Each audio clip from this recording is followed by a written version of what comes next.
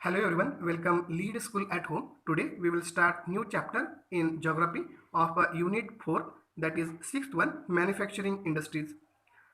Please student, put your textbook in front of you while watching this video and be ready with your pen, pencil and notebook.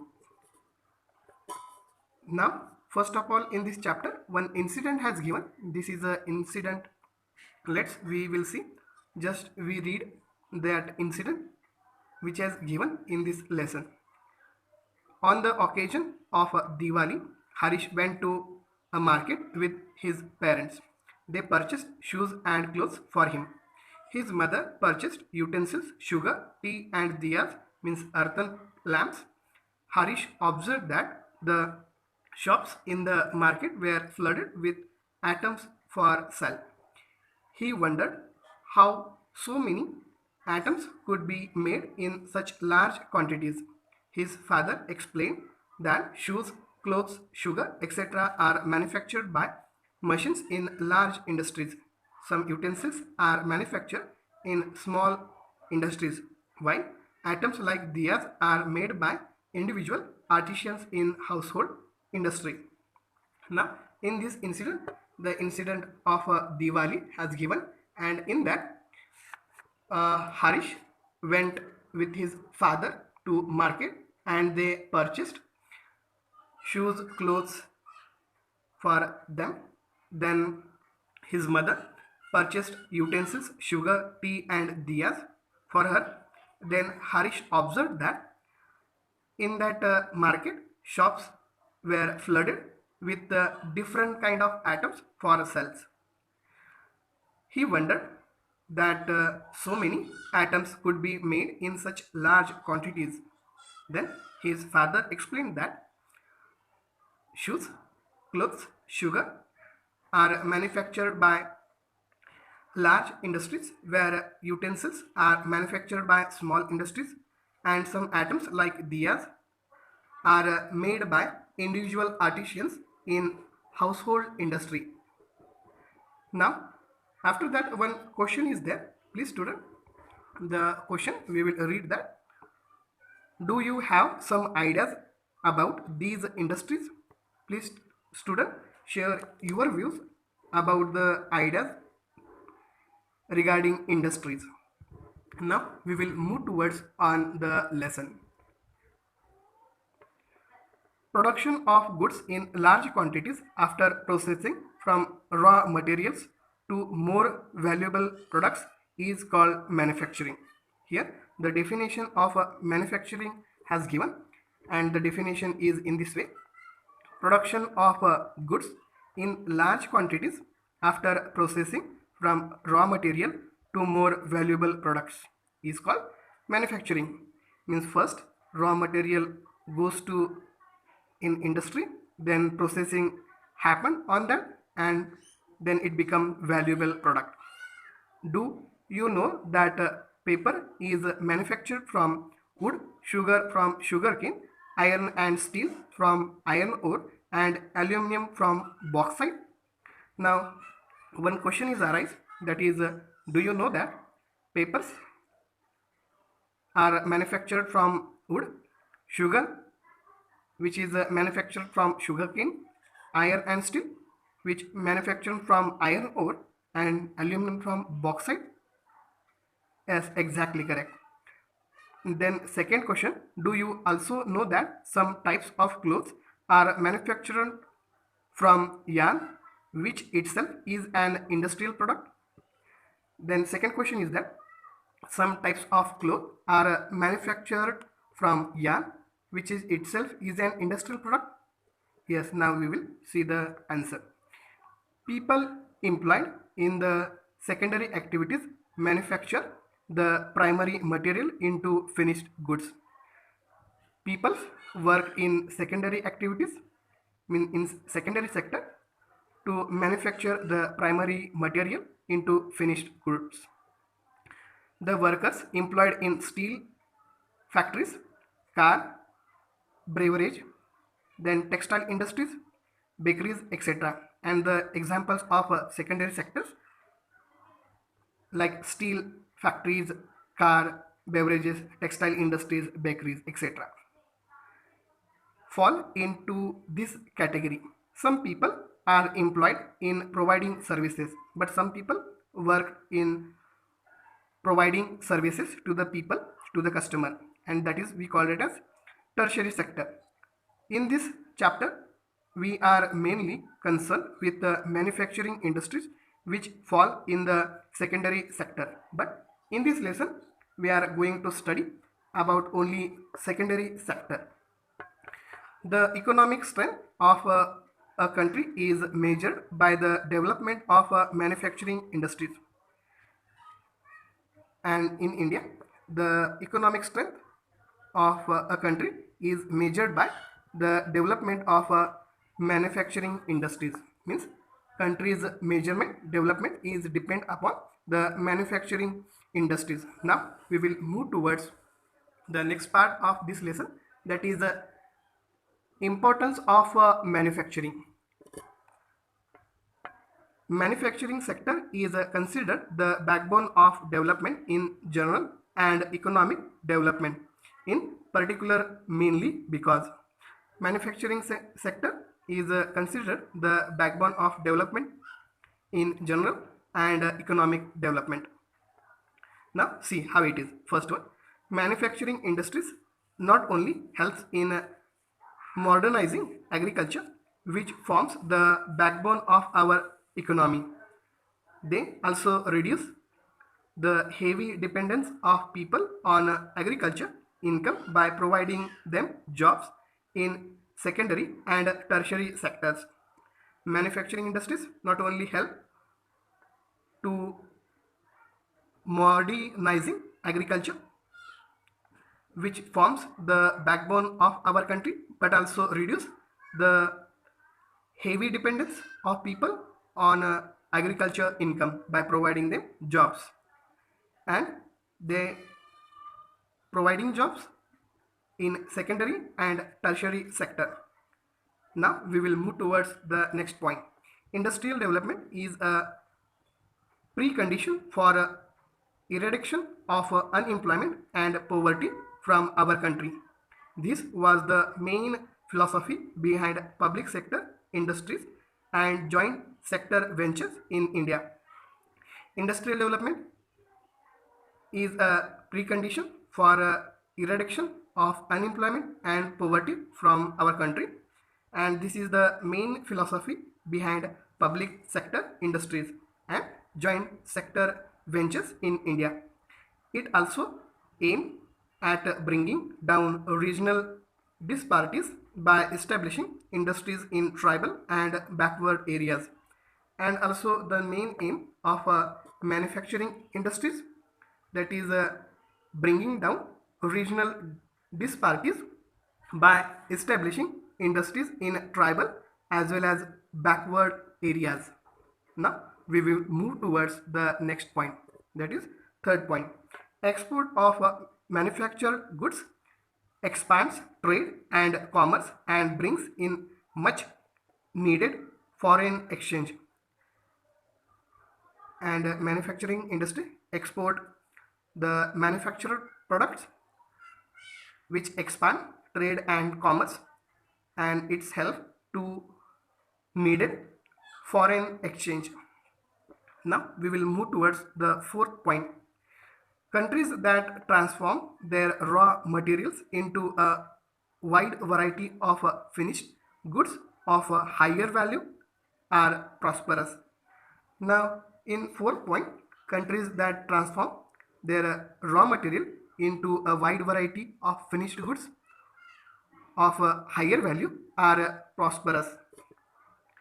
India's prosperity lies in increasing and diversifying its manufacturing industries as quickly as possible. And India's prosperity lies in increasing and diversifying its manufacturing industries as quickly as possible. These are the importance of manufacturing industries. This point means this question in board examination will come. It's a prediction because it is a very important question from exam point. Now we will move towards in our lesson. Agriculture and industry are not exclusive of each other. See, here one question is also important. Agriculture and industry move hand in hand. Tell the reason. They move hand in hand, and the answer. For instance, the agro industries in India have given a major boost to agriculture by rising its productivity. The agro industries in India have given a major boost to agriculture by rising its productivity. They depend on the latter for raw materials and sell their products such as irrigation pumps, fertilizers, insecticides, pesticides, plastic and PVC pipes, machines and tools, etc. Means many agricultures depend upon the irrigation pumps, fertilizers, insecticides, pesticides, plastic and PVC pipes, machines and tools, etc. to the farmers. Thus, development and competitiveness of manufacturing industry has not only assisted agriculturalists in increasing, and in this way development and competitiveness of manufacturing industry has given not only assisted agriculturalists in increasing. Now we will move towards on next page. Their production but also made the production process very efficient. Manufacturing industries production but also made the production process very efficient. In the present day world of globalization, our industry needs to be more efficient and competitive. Self-sufficiency alone is not enough. Our manufactured goods must be at par in quality with those in the international market. Only then will we be able to compete in the international market. And production one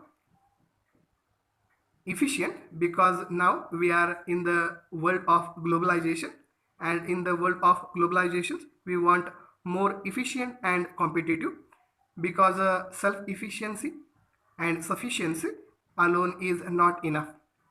Our manufactured goods must be in quality in the international market, then only we will compete in the international market. Now we will move towards the next point, that is contribution of industry to national economy. Over the last 2 decades, the share of manufacturing sector has stagnated at 17% of GDP out of a total of 27% for the industry, which includes 10% for mining, quarrying, electricity and gas. In contribution of industry to national economy, last 2 decades, the share of manufacturing sector has stagnated at 17% of GDP. GDP means gross domestic product. Out of the total 27% for industry, which includes 10% for the mining, quarrying, then electricity and gas. This is much lower in comparison to some East Asian economies, where it is 25 to 35%, and this is much lower in comparison to East Asian economies, where it is 25 to 35%. The trend of growth rate in manufacturing over the last decade has been around 7% per annum, and the rate of growth in manufacturing over last decade has been around 7%. The desired growth rate over the next 2 decades is 12%. Since 2003, manufacturing is once again growing at the rate of 9 to 10% per annum. But since 2003, manufacturing sector has taken a growth and that growth rate is 9 to 10% per annum, with appropriate policy interventions by the government and renewed efforts by the industry to improve productivity. And this appropriate policy has taken by the government and renewed efforts by the industry to improve productivity. Economists predict that manufacturing can achieve its targets over the next decade. The National Manufacturing Competitiveness Council means NMCC.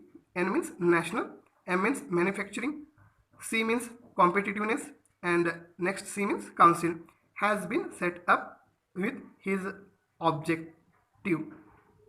And the National Manufacturing Competitiveness Council has set up with this objective. Now we will move towards the next point in this chapter, that is industrial location. Industrial locations are complex in nature. Why? Now see the answer. These are influenced by availability of raw material, labor, capital, power and market, etc. Industrial location are complex because these are influenced by availability of raw material, labor, capital, power and market. It is rarely possible to find all these factors available at one place, and it is very difficult to find all these factors at one place. Consequently, manufacturing activity tends to locate at the most appropriate place where all the factors of industrial location are either available or can be arranged at a lower cost. Consequently, manufacturing activities tends to locate the most appropriate place where all the factors of industrial location are either available or can be arranged at lower cost. After an industrial activity starts and after the establishment, industrial activity starts, urbanization follows, and then after urbanization follows that. Sometimes industries are located in or near the cities. Thus, industrialization and urbanization go hand in hand. And in this way, industrialization and globalization go hand in hand. Now, this question is also important because most times in board exam, this question has asked. Answer just now we have seen. Cities provide market and also provide services such as banking, insurance, transport, labor, consultants and financial advice, etc. City provide market and also provide services such as banking, insurance, transport, labor, consultant and financial advice to the industry. Many industries, now we will move towards on the next part of this lesson. Many industries tend to come together to make use of the advantages offered by the urban centers known as agglomeration economies.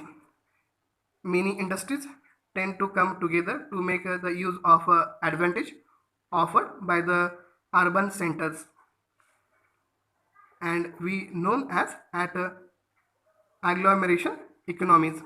Gradually, a large industrial agglomeration takes place. In the pre-independence period, most manufacturing units were located in places from the point of view of overseas trade such as Mumbai, Kolkata, Chennai, etc. In pre-independence, most manufacturing units located at overseas trade such as Mumbai, Kolkata, Chennai. Consequently, there emerged certain pockets of industrially developed urban centers surrounded by a huge agriculture rural hinterland. Now, see one image has given. This is the figure 6.1 industry market linkage. See here, after establishing an industry, we have to put raw material and or component parts in industry.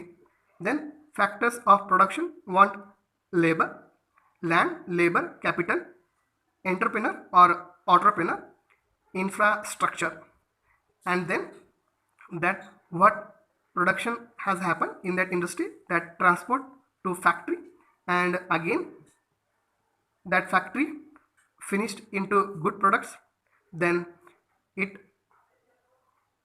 outputs products, again transport to the market, and when people buy that things items in the market, that time we will get money, and then money again put into the industry. Now we will move towards the next, that is figure number 6.2.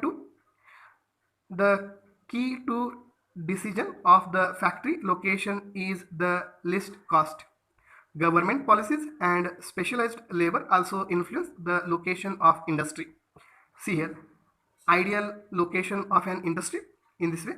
First, cost of obtaining raw material at site, means different types of cost are there.